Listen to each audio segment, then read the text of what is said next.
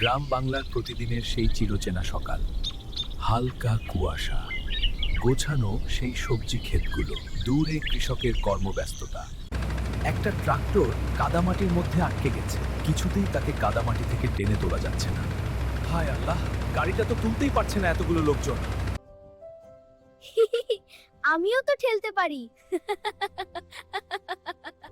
না বাবা, তুমি তো ছোট। চলো আমরা এখন বাড়িতে চলে যাই। ঠিক আছে মা। মা মা, আমাকেও কোলে নাও না। বাবা, তোমার ছোট্ট ভাই তো আমার কোলে, একটু কষ্ট করে না হয় ধীরে ধীরে আসো। মা মা মা, বাঁচাও আমাকে, আমার খুব ভয় লাগছে। আমার বাচ্চা, আমার বাচ্চা কোথায় গেল? আমার বাচ্চা, হায় আল্লাহ গো, আমার কি সর্বনাশ হয়ে গেল। কি হয়েছে মা? আমার ছেলে গর্তের ভেতরে পড়ে গেছে।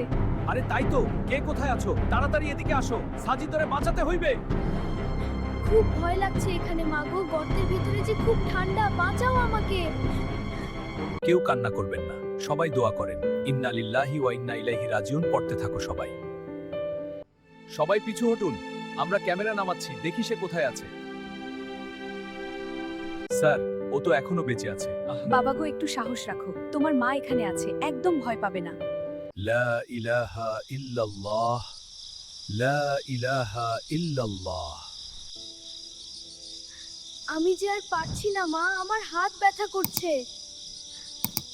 1 2 3 ধীরে ধীরে টানো এবার, সাবধান।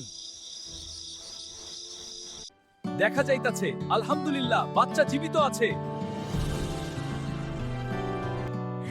মা গো, আমি অনেক ভয় পেয়েছিলাম। না বাবা, আর ভয় নেই, আল্লাহ তোমাকে রক্ষা করেছেন। সাজিদ ভাই আমাদের মাঝে ফিরে এসেছে, আলহামদুলিল্লাহ। বিপদের সময় আল্লাহর উপর ভরসা, দোয়া এবং একে অপরের পাশে থাকা সত্যিকারের শক্তি। আল্লাহ আমাদের সবাইকে হেফাজত করুন।